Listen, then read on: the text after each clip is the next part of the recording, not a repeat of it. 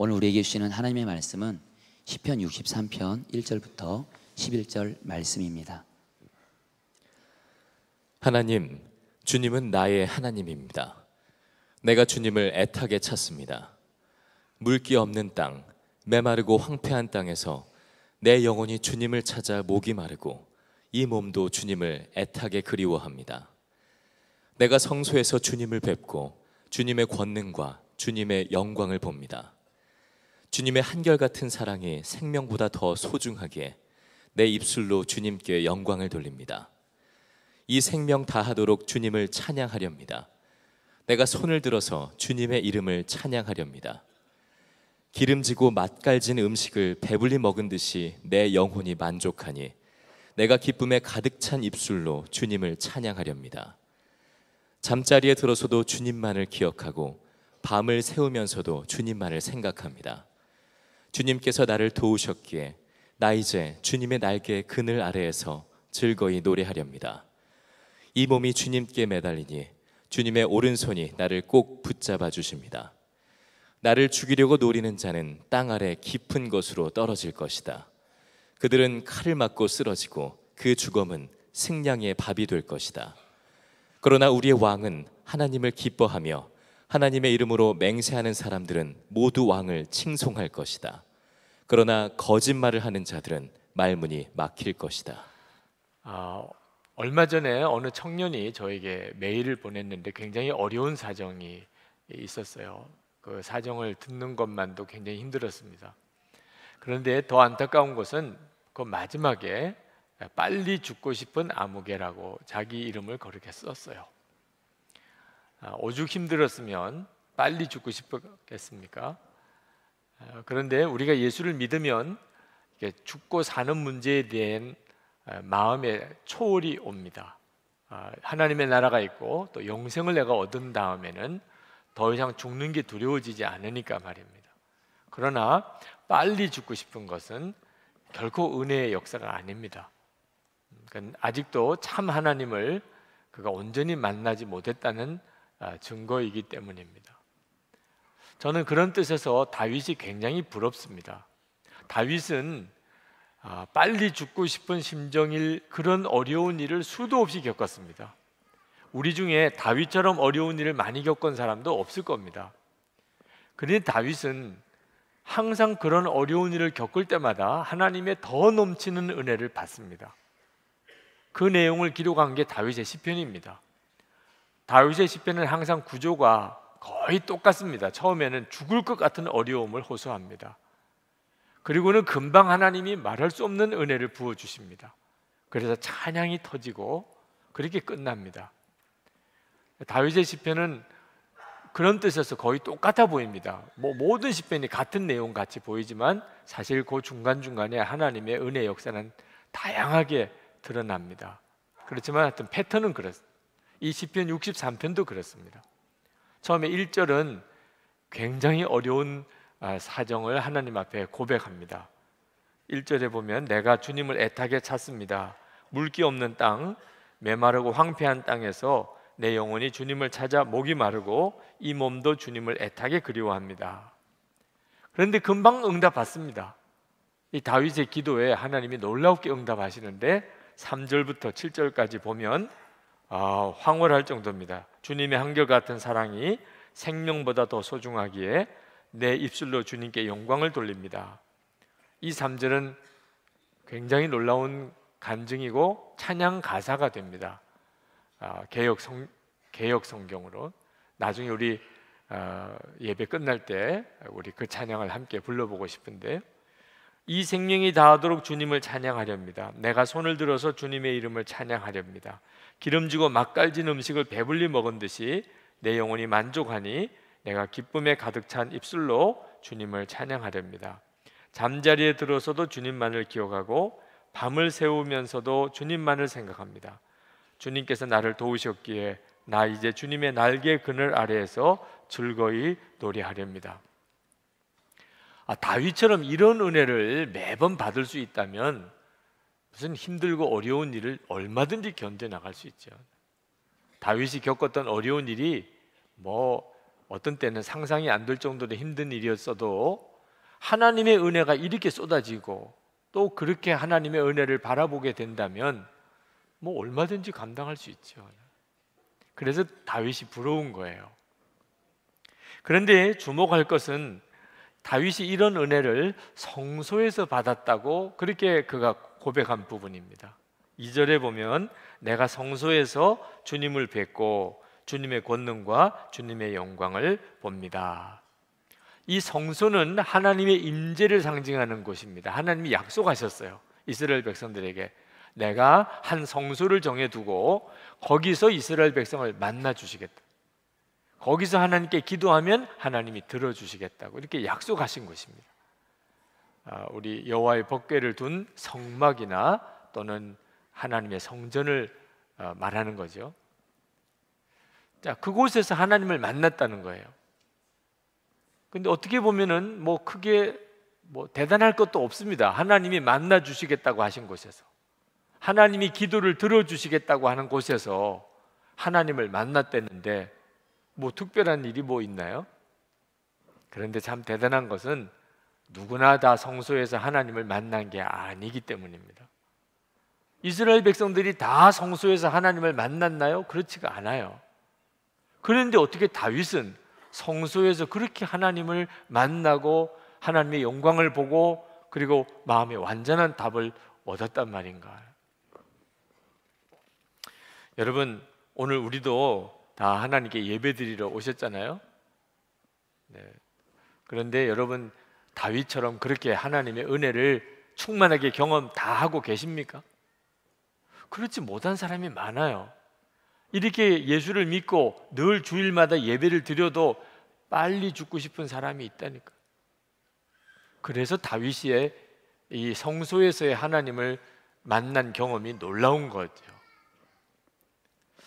자, 하나님은 편애하시는 것 같아요. 틀림없이 하나님이 다윗을 너무 편애하시는 것 같아요.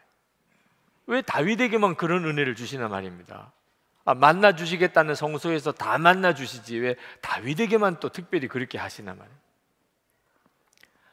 근데 여기에 오해가 있는 것을 우리가 알아야 합니다. 하나님은 절대로 편애하지 않으세요. 하나님은 진짜 성소에서 모든 이스라엘 백성을 다 만나 주시기를 원하시고 오늘도 마찬가지로 우리 중에 하나님의 은혜에 누군가는 예외가 있거나 모자라는 사람 한 사람도 없습니다. 우리가 하나님께 그렇게 막 항의하게 된다면, 하나님 뭔가 역사가 다르잖아요. 하나님, 분명히 다윗과 같은 사람들이 내 주변에도 있는데 그 사람들은 어떻게 그렇게 은혜를 잘 받고 풍성히 받으며 나는 왜 이렇게 내 마음이 여전히 해결이 안 되고 내게는 왜 은혜가 없습니까? 하나님께서 오히려 더 답답하게 말씀하실지 몰라요. 너는 왜 다윗과 그렇게 다르냐?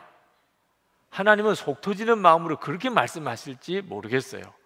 제가 말씀을 준비할 때 하나님이 주신 마음입니다. 우리는 하나님 뭔가 다르잖아요. 하나님은 우리에게 너는 다윗과 왜 그렇게 다르냐? 하나님이 다윗을 편애하시는 것처럼 보일 정도로 다윗이 하나님의 은혜를 그렇게 충만하게 받는 데는 거기에 까닭이 있습니다. 시편 63편에 나오는 다윗의 고백을 주목해 보면 좋겠습니다. 다윗은 정말 말할 수 없는 어려움 중에서 그가 하나님을 향하여 갈급해합니다. 1절 표현에 내가 주님을 애타게 찾습니다. 오늘 여러분들이 다윗과 여러분을 비교해 보실 때 여러분도 주님을 애타게 찾으십니까? 하나님이 여러분의 마음을 아십니다. 너는 정말 나를 애타게 찾는구나. 그럼 어떻게 찾아야 애타게 찾는 거죠? 그 1절 하반절에 물기 없는 땅, 메마르고 황폐한 땅에서 내 영혼이 주님을 찾아 목이 마르고 이 몸도 주님을 애타게 그리워합니다. 이 물기 없는 땅, 메마르고 황폐한 땅, 지난 성지순례 때 가봤어요. 이스라엘의 광야를. 그 이스라엘의 광야를 말합니다. 그곳에는 물이 없어요. 거기서 물이 떨어지면 그때는요 그저 갈망이 아니고 발악입니다. 발악. 물 한 모금 얻으려고 그래야 그는 사는 거예요. 그 땅이 어떤 땅인가? 성지순례 하다가 거기서 주일 예배를 우리가 드렸어요. 그 광야의 그 느낌을 아는 사람은 지금 다윗이 애타게 주님을 찾는다는 게 어떤 상태인지를 압니다. 거의 발악입니다. 오늘 여러분들은 주님을 그 정말 하나님의 은혜를 사모해서 마음이 그렇게 애탑니까? 물기 하나 없는 메마른 광야 땅에서 물 한 모금 찾는 그런 심정으로 오늘 주님을 찾으시나요? 다윗은 하나님을 막연하게 믿은 사람이 아닙니다. 그건 다윗에게는 성이 안 차요. 다윗은 하나님을 믿었어요. 그런데 어떻게 믿었나? 하나님은 살아계신 하나님으로 믿었어요. 살아계신 하나님이기 때문에 살아계신 하나님으로 만나줘야 한다고 다윗은 그렇게 생각했어요. 하나님이 계시되더라. 다윗에게는 이건 말도 안 돼요. 계시되더라가 뭡니까? 만나야지. 하나님 진짜 살아계신 거 내가 만나고 날마다 만나고, 그게 살아계신 하나님을 믿는 거지. 다윗은 그렇게 생각했어요. 아, 이건 은혜인가 봐요. 다윗에겐 그런 말이 안 통합니다. 은혜면 은혜고 아니면 아니지 뭘 은혜인가 봐요. 저는 이것을 응답이라고 생각합니다. 다윗에게는 그런 말이 안 통한다니까 응답이면 응답이고 아니면 아니지 무슨 응답이라고 생각합니다. 다윗에게는 하나님을 믿는데 적당한 게 없었어요. 하나님은 진짜 살아계신 하나님, 하나님은 구원의 하나님, 하나님은 능력의 하나님, 하나님이 반석이시고 하나님이 요새시고 하나님의 망대시고, 그렇다면 다윗은 그것이 실제로 그대로 경험되어야 하는 거예요. 정말 하나님이 그런 하나님이시라면 하나님이 죽을 것 같은 길로 가라 그래도 다윗은 갑니다. 왜? 하나님 믿는데 목숨을 걸었기 때문에. 하나님 진짜 살아계시고 하나님이 나를 사랑하시고 하나님 구원의 하나님이시라면 나는 하나님 뜻대로 살 거예요. 그리고 하나님의 역사를 경험할 거예요. 그러다가 죽으면 죽을 거예요. 그게 사실이 아니라면 그러면 죽는 거예요. 다윗은 하나님을 믿어도 그는 자기 생명을 걸고 믿었어요. 이게 바로 다윗의 갈급함입니다. 여러분도 그렇습니까? 여러분도 하나님을 믿을 때 그렇게 지금 믿고 있습니까? 여러분 신앙생활 하면서 가장 안 좋은 태도가 자신의 경험이 이 말씀하고 다를 때, 그럴 때 그냥 적당하게 넘기는 버려. 안 된다. 너무 힘들다. 이렇게 넘겨버리는 거예요. 예를 들면 주의 음성을 들을 수 있다. 나는 못 듣겠어요. 나는 잘 안 되네. 이럴 문제가 아니란 말입니다. 분명히 하나님의 말씀이고 하나님의 약속이면 그건 분명한 체험되어야 하는 것이고 내게는 반드시 확증이 있어야 하는 것입니다. 그렇지 못하면 정말 물 한 모금 없는 그 물기 없는 광야에서 물 한 모금 찾는 사람처럼 그렇게 매달려야 그 사람이 믿는 사람이죠. 이런 갈망을 가진 사람은 다 하나님의 은혜를 누립니다. 다윗은 하나님을 정말 사모하고 사랑했어요. 진짜 믿었어요. 하나님을. 여호와의 법궤가 예루살렘으로 들어올 때 다윗은 그 여호와의 법궤가 들어오는 앞에서 춤을 추고 기뻐했어요. 그런데 성경에 나와 있는 모습을 우리가 실제로 보지 못하니까 잘 실감이 안 나지만 그때 다윗이 여호와의 법궤가 들어올 때 춤을 춘 것은 거의 어떤 사람들이 보면은 미쳤다고 할 만큼 했던 모양입니다. 정상적이지 않았어요. 다윗이 왕이니까 누가 섣불리 말은 못했지만 거의 추태에 가까운 그런 막 몸짓으로 춤을 췄어요. 그래서 하체가 다 드러날 정도로, 그 여기에 여종들도 다 있는데 하체가 다 드러날 정도, 그 정도쯤이면 이건 좀 비정상이죠. 나중에 집에 들어가서 아내 미갈과 부부싸움을 했잖아요. 아내 미갈이 남편 다윗에게 아니 당신이 어떻게 그렇게까지 하냐. 왜? 미갈이 자기가 창피해서 견딜 수가 없대요. 자기가 남편 다윗이 왕인데 그 법궤가 들어온다고 막 춤을 추는 모습을 보는 그 미갈, 여러분 아내가 남편이 그러면 여러분은 안 창피하겠습니까? 그럴 정도였다니까. 다윗도 자기가 어떻게 했던 것을 알았던 것 같아요. 다윗이 미갈에게 했던 이야기가 사무엘하 6장 21절 22절에 나옵니다. 다윗이 미갈에게 이르되 이는 여호와 앞에서 한 것이니라. 그가 내 아버지와 그의 온 집을 버리시고 나를 택하사 나를 여호와의 백성 이스라엘의 주권자로 삼으셨으니 내가 여호와 앞에서 뛰놀리라. 내가 이보다 더 낮아져서 스스로 천하게 보일지라도 내가 말한 바 계집종에게는 내가 높임을 받으리라 한지라. 다윗도 자기가 오늘 이렇게 막 춤을 춘 게 생각해 보니까 좀 창피할 수도 있겠다. 다른 사람들 특히 여자 계집종들이 볼 때는 좀 민망할 수도 있겠다고 다윗도 스스로 인정하고 있어요. 그러나 다윗이 말하려고 하는 것은 하나님 앞에서 한 거야. 나 그거 하나님 앞에서 한 거야. 너무 좋아서 하나님께서 다시 내게 은혜를 베푸시고 그리고 내가 여호와의 법궤를 예루살렘에 이렇게 모셔올 수 있게 허락해 주신 것에 대해서 너무 감사해서 마치 하나님이 예루살렘 성으로 들어오는 것 같아서 내가 그래서 하나님께 내가 너무 기뻐서 그렇게 춤을 춘 거라고. 다윗은요, 하나님은 그에게는 진짜 분명한 실제였어요. 하나님은 정말 살아계시고 눈에는 안 보이지만 정말 살아계신 하나님이에요. 자기의 모든 말과 행동이 다 하나님 보시는 앞입니다. 그리고 다윗은 진짜 하나님께 하나님 정말 저와 같이 사세요. 날마다 저와 함께 같이 사세요. 오늘 6절 말씀에 잠자리에 들어서도 주님만을 기억하고 밤을 새우면서도 주님만을 생각합니다. 이게 다윗의 심정이에요. 시편 16편 8절에는 이렇게 썼습니다. 내가 여호와를 항상 내 앞에 모시며 그가 나의 오른쪽에 계심으로 내가 흔들리지 아니하리로다. 시편 42편 2절에는 내 영혼이 하나님 곧 살아계시는 하나님을 갈망하나니 내가 어느 때에 나아가서 하나님의 얼굴을 배울까. 다윗은요 거의 미친 사람처럼 보였어요. 하나님을 사모함이, 하나님 날마다 만나고 싶어요. 하나님 날마다 함께 해주세요. 제가 하나님 얼굴을 보고 싶어요.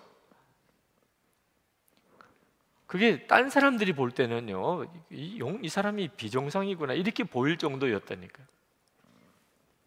지금 아마 다윗이 우리 중에 있어도 우리가 틀림없이 다윗을 보고 그렇게 생각했을 거예요. 저 사람 이상한 사람이네, 정 비정상이네.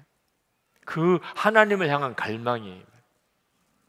여러분들도 여러분 주변에 가족이나 또는 친척이나 직장 동료나 이웃 사람들에게 그렇게 비칠까요? 저 사람 미쳤나 봐. 저 사람 예수한테 미친 사람인 것 같아. 혹시 그런 이야기 들으십니까? 그러면 여러분 다윗하고 같은 유예요.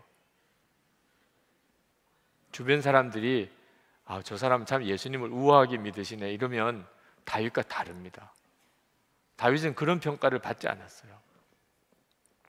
파라과이 임동수 선교사님이 그가 영성일기에 쓴 내용을 읽고 도전도 받았어요. 어떤 성도가 우물에 물을 길다가 우물에 그냥 꼬꾸라져서 빠졌습니다. 우물이 거꾸로 처박혔어요. 그때 그거 얼마나 간절하게 하나님께 기도했겠습니까? 사실 심정을 생각해서 우물에 거꾸로 처박힌 사람이 하나님 살려주세요, 건져주세요, 누군가가 빨리 우물을 들여다보게 하시고 나를 건져내게 해달라고. 그런데 기적같이 정말 그렇게 돼서 그가 우물에서 빠져나오게 됐습니다. 그리고 예배 때 그가 간증을 했습니다. 그 간증 내용이 나는 지금까지 하나님께 기도한다고는 했지만 그때 우물에 처박혔을 때처럼 간절히 기도해 본 적이 없습니다. 뭐 당연한 이야기인데 그 이야기를 듣는 임동수 선교사님 마음에 갑자기 나는 저렇게 기도를 해봤나, 그 심정으로 기도를 해봤나. 하나님을 찾는 것은 바로 그 심정이어야 되는 거구나. 어떻게 우물에 거꾸로 처박혔어요. 아무도 보는 사람, 지나가는 사람 없으면 그냥 나는 죽는 거예요. 내 힘으로 빠져나올 수도 없어요. 이런 상황에서 하나님 역사해 주세요, 도와주세요, 이렇게 나오는 기도가 그게 진짜 갈급함이구나. 그리고 하나님께 하나님 저에게 그런 기도를 주세요, 그렇게 했노라고 그분이 쓰셨더라. 다윗이 꼭 그런 심정이었어요. 여러분 안에 이런 갈급함이 있으면 이게 정상인 거예요. 하나님을 믿으면 다 그렇게 돼요. 하나님을 진짜 믿게 되면 이렇게 돼요. 늘 영적인 문제 때문에 질문을 많이 하시던 사모님이 계신데, 하루는 그 목사님 집에 가서 식사를 하는데 그 사모님께서 식사하시다가 저에게, 목사님, 저는 언어 장애가 있어요, 그러시더라고요. 저는 그 사모님과 그동안 이렇게 이야기를 나누면서 언어 장애가 있는 줄 생각도 못했어요. 그래서 무슨 이야기인가 그랬더니 그 사모님이 하시는 이야기가, 자기는 이렇게 마음에 뭔가 안타깝고 답답한 마음이 생기면 그냥 자기도 모르게 질문이 나온대요. 오늘 목사님 식사하는 시간인데 내가 식사 편안하게 해드리도록 해야지, 생각은 그렇게 가는데 막 질문이 나온다는 거예요. 그래서 밥 먹다가 막 질문이 계속 나와서 이게 밥을 먹어야 되는 건지 말아야 되는 건지 잘 모를 상황에 제가 있는 것을 보고 그 사모님이 자기 자신의 안타까움을 그렇게 표현하시더라고요. 목사님, 이해해 주세요. 목사님을 편안하게 식사하시도록 해드려야 된다는 생각은 있지만 내 마음속에 있는 이 안타까움, 이 영적인 갈등, 정말 알고 싶은 이 간절한 마음의 소원을 어떻게 하지 못해서 나도 모르게 또 목사님에게 질문하고 또 목사님에게 질문하는 것을 용서해달라고. 그래서 저는 언어 장애가 있나 봐요, 그러시더라고요. 제가 그 사모님의 그 이야기를 듣는데 그 사모님이 거의 우는 얼굴이에요, 우는 얼굴. 제가 사모님의 마음에 얼마나 갈급함이 많은가를 보았어요. 그리고 하나님의 은혜를 보았어요. 이건 하나님의 은혜다. 그래서 그 사모님께 말씀을 드렸어요. 사모님은 갈망이 너무나 강한데 그런 경우는 반드시 응답받습니다. 낙심하지 마세요. 정말 믿으세요, 제 말을. 이미 사모님은 주의 영으로 충만한 가운데 있습니다. 갈망은 성령님의 역사입니다. 그러나 이제부터 기도할 때 하나님 답답합니다, 힘듭니다, 못하겠습니다, 언제까지 이렇게 살아야 하나, 이렇게 하지 마시고 주님, 제게 주신 은혜가 너무 감사합니다. 주님이시군요. 이 갈망이 주님의 역사군요. 주님, 더 해주세요, 더 역사해 주세요. 사모님 그렇게 기도하세요. 그 말을 듣고 사모님이 우시더라. 그리고 하나님은 정말 그 사모님의 그 갈급함에 역사하시더라. 여러분, 갈급한 사람은요 다 성소에서 하나님의 은혜를 받습니다. 다윗처럼 하면 다 은혜 받아요. 정말 어떻게 그렇게 장담할 수 있는가? 성소가 어딘지를 정확히 알면 됩니다. 여러분, 성소가 어디죠? 지금 성소가 어딜까요? 이 교회 예배당일까요? 그러니까 해답을 못 얻는 거예요. 성소는 이 교회 예배당이 아닙니다. 예수 그리스도를 믿는 모든 성도는 그 마음이 성소예요. 하나님이 우리를 성전 삼으셨어요. 고린도전서 3장 16절에 너희는 너희가 하나님의 성전인 것과 하나님의 성령이 너희 안에 계시는 것을 알지 못하느냐. 하나님이 우리 몸을 성전 삼으시고 그리고 성령 하나님이 우리 마음 안에 오셨어요. 이게 예수 믿는 모든 성도들에게 이루어졌어요. 그러므로 여러분이 성소입니다. 여러분이 갈급하기 전에 이미 하나님은 여러분 안에 오셨어요. 갈급한 것조차가 성령님의 역사예요. 그러니 갈급한 자가 하나님을 못 만난다는 건 그건 말도 안 되는 이야기죠.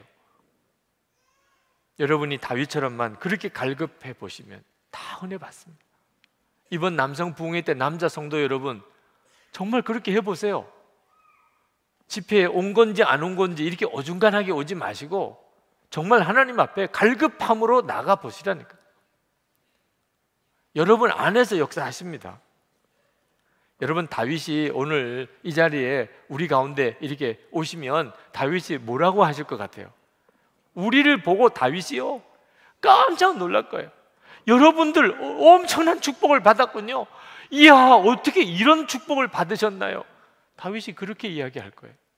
아마 우리는 어리둥절할 거예요. 우리가 무슨 그런 복을 받았지? 다윗이 왜 우리 보고 그렇게 복을 받았다고 하실까요? 하나님이 성도들의 마음에 다 들어가 계신 거예요. 하나님. 다윗은 그렇게 사모하고 그렇게 갈망하고 그렇게 매달리고 그랬던 그 하나님이 이제 와서 보니까 모든 예수 믿는 사람들 안에 하나님이 다 그 마음에 계신 거예요. 다윗은요 까무라칠 거예요. 어떻게 이런 복을 받으셨습니까? 어떻게 이런 복을, 우리는 그런 복이 복인 줄 잘 모르니까, 우리는 그냥 돈이 복인 줄 알고 살았으니까, 성령님이 내 마음에 오시고 나를 이렇게 예배하는 자리까지 인도하시는 이것에 대해서는 별로 감격이 없다니까요. 그래서 우리가 성령 하나님을 마음에 모시고도 별로 감격이 없는 걸 보고 다윗은 더 놀랄 거예요. 아마 까무러쳐 버릴 거예요. 어떻게 이런 축복을 받고도 얼굴 표정이 저럴 수가 있나, 이건 기적이다 이러면서 아마 그는 까무러칠 거예요. 몰라도 우리가 정말 한참 모르는 거예요. 그게 뭔지 아십니까? 하나님을 무시하는 거죠. 여러분도 무시 받아보셨을 거예요. 어디 갔는데 전혀 존재감이 없어요. 하나님이 그러시다니까. 우리 안에 오셨는데 우리가 알아주지도 않고 믿지도 않고 기뻐하지도 않으면 그건 믿는 것도 아니잖아요. 다윗은 정말 주님께 매달렸다고 그랬습니다. 8절 말씀에 이 몸이 주님께 매달리니 주님의 오른손이 나를 꼭 붙잡아 주십니다. 주님의 오른손에 나를 꼭 붙잡아 주시는 것이 주님께 매달리니 그랬어요. 여러분은 주님께 매달리십니까? 주님이 그렇게 인정하실까요? 저는 다윗이 저를 만나면 저 나름대로 가지고 있는 건 상상이지만 저를 꼭 안아주시면서 굉장히 저를 좋아해 주실 것 같아요. 왜? 지나친 게 닮았거든요. 다윗은요 지나친 사람이에요. 그 여호와의 법궤 들어올 때 그렇게 춤추고 비정상이라니까. 다윗 보고 미쳤나 이런 생각을 할 정도였다니까. 근데 저도요 비슷해요. 유가 24시간 예수님을 바라보라. 처음에는 우리 교우들도 저 장전이 아니신 것 같아. 어떻게 24시간 예수님 바라볼 수 있어? 그저 주님 바라보라 이러면 될걸. 24시간 그거 하나 덧붙인 것 때문에 다윗이 저를 굉장히 좋아할 것 같아.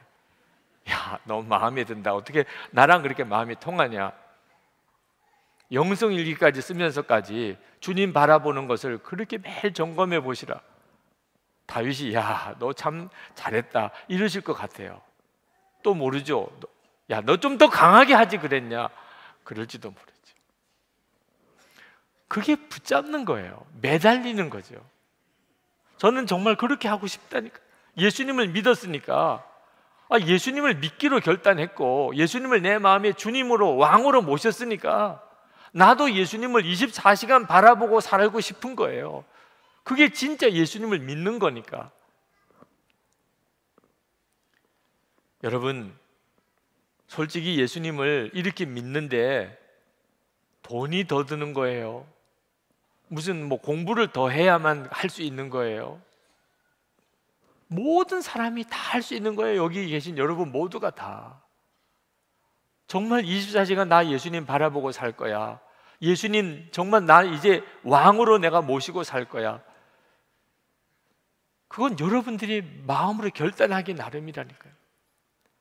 여러분, 지금 시대가 굉장히 쉽지 않은 시대입니다. 지금은 비정상이 정상처럼 보이고 정상이 비정상처럼 보이는 때예요. 여러분들도 금방 알 수 있어요. 여러분 60년대, 70년대, 80년대 그때부터 예수 믿으신 분들 교회 생활 이렇게 안 했어요. 그때는요 기도하는 것도 이렇게 안 했어요. 은혜 받는 것도 이렇게 안 받았어요. 하나님 앞에 헌금하고 헌신하는 것도 이 정도 아니었어요. 지금 우리 눈으로 그때 당시에 신앙생활 하셨던 분들 보면 다 미쳤어요. 다 미쳤어. 그래서 이렇게까지 한국교회가 됐던 거예요. 근데 시대가 바뀌니까 이제는 그런 열심이 이상해요. 비정상이 정상이고 정상이 비정상이고 이렇게 막 바뀌어버렸어요. 그러니 여러분, 기준을 옆에 사람에게 두면 안 됩니다. 신앙생활 어떻게 하는 거지? 옆에 있는 사람 아니에요. 기준을 다윗에게 둬야 돼요. 다윗이 기준이에요. 다윗처럼 신앙생활을 하면 그게 하나님을 믿는 거구나. 저는 이제 인터넷 뉴스를 안 봅니다. 정말 벌써 몇 주째 인터넷 뉴스를 끊었어요. 제가 안식년 끝나고 복귀했는데 한 주 지나니까 안식년 6개월 동안 쉰 효과가 다 없어지더라고요. 밀렸던 일 한꺼번에 다, 못 만났던 사람 다 만나야 돼요. 이러다가 내가 안식년 끝나고 오히려 빨리 죽겠다 이런 생각이 들 정도로 일이 막 엄청나게 밀려오는데, 그렇다고 해서 하나님 앞에 제가 아무리 생각해봐도 내가 만나지 말아야 될 사람 만난 것도 아니고 내가 하지 말아야 될 한 것도 아닌, 기본적으로 내게 주어진 일이 이렇게 많은 걸 어떻게 하나님 어떻게 하나요? 여기서 도대체 뭘 빼야 되고 뭘 하지 말아야 되나요? 그때 갑자기 떠오르는 생각이 있었어요. 그것이 뉴스를 인터넷으로 이렇게 이따금씩 보는 겁니다. 저는 종이 신문을 요즘에는 보지 않습니다. 그냥 인터넷에 함께 뉴스가 다 뜨니까. 내가 만약에 안 해도 되는 것이 있다면, 그 인터넷 뉴스 보는 거 그게 하나 있겠구나 이런 생각이 들어서, 하나님 그럼 제가 그거 안 보겠습니다. 너무 바쁘고 일이 이렇게 막 겹쳐 있는데, 말씀 보고 묵상하고 기도하는 시간도 지금 아까운데, 그래서 그때부터 인터넷 뉴스를 안 보는데, 그 뒤에 놀라운 경험을 해요. 똑같이 바빠요. 정신이 없어요. 그런데도 시간이 굉장히 여유롭게 느껴지는 거예요. 이게 무슨 까닭일까? 인터넷 뉴스를 안 본 것 때문인가? 근데 실제로 인터넷 뉴스를 다 시간 모아봐야 한 20-30분 될 수 있겠나요? 그게 없다고 이렇게 마음에 여유가 생기나? 깨달아지는 것이, 그렇게 뉴스를 볼 때 꼭 봐야 되는 것만 봐지는 게 아닙니다. 이런저런 뉴스를 보다 보니까 잡다한 것들을 보게 되죠. 근데 그걸 보는 시간만 문제가 아니고, 그때 그 뉴스들, 거기에서 일어났던 일들, 거기에서 있던 영상들이 제 마음속에 들어오고, 그게 제 마음속에 오래 자리를 잡고 있는 거예요. 그러니까 뉴스를 본 건 짧게 봤지만 마음은 굉장히 오랜 시간이 묶여 있는 겁니다. 뉴스를 안 보게 되니까 마음이 굉장히 정리가 돼요. 마음에 집중이 너무너무 분명해져요. 그래서 말씀을 준비하는데, 전에는 한 1시간, 2시간 매달릴 일이 한 20-30분 말씀 묵상에 주님의 은혜와 영감을 얻게 되고, 그러니까 시간이 굉장히 풍성한 것처럼 느껴지는 거예요. 여러분, 정말 하나님의 은혜에 매달리고 사는 것, 그것은 여러분의 마음을 철저하게 지키는 거예요. 우리가 뉴스 보지 말라 그런 뜻 아닙니다. 24시간 주님을 바라보아지면, 뉴스를 볼 때 주님도 함께 바라보아지면 그건 우리에게 매우 중요할 수 있어요. 그리고 세상을 향하여 하나님의 마음을 읽을 수도 있어요. 그렇지만 24시간 주님을 바라보는 그런 상태가 아닌 사람이 뉴스를 보면 완전히 세상에 마음 다 뺏기고 삽니다. 제가 미국 댈러스에 있을 때 저희 집에 뱀이 들어왔었어요. 한 20cm 정도, 그렇게 크지 않은 뱀이지만, 크지 않은 뱀이라고 그냥 둘 수는 없잖아요. 뱀이 큰 뱀, 작은 뱀 다 따로 있습니까? 20cm 정도 되는 뱀이 그 보일러 뒤로 이렇게 들어가는 걸 제 아내가 봤는데, 이거 그냥 두고 밤에 잠을 잘 수가 없는 겁니다. 어떻든지 그 뱀을 잡아야 되는 거예요. 그래서 막대기 하나 들고 뱀을 잡겠다고 나서긴 했는데, 안 해보고 잡으라고 할 수는 없잖아요. 제가 뱀을 잡아본 경험이 없어요. 그놈이 독사인지 어떤지도 모르겠고, 진짜 난감해. 어떻게 해야 될지 그냥 둘 수도 없고, 이게 뱀을 잡자니 영 자신도 없고. 근데 진짜 하나님의 은혜로 뱀을 잡았어요. 자기가 쥐도 속에 들어가는 바람에 잡은 거니까 이건 진짜 하나님의 은혜 역사죠.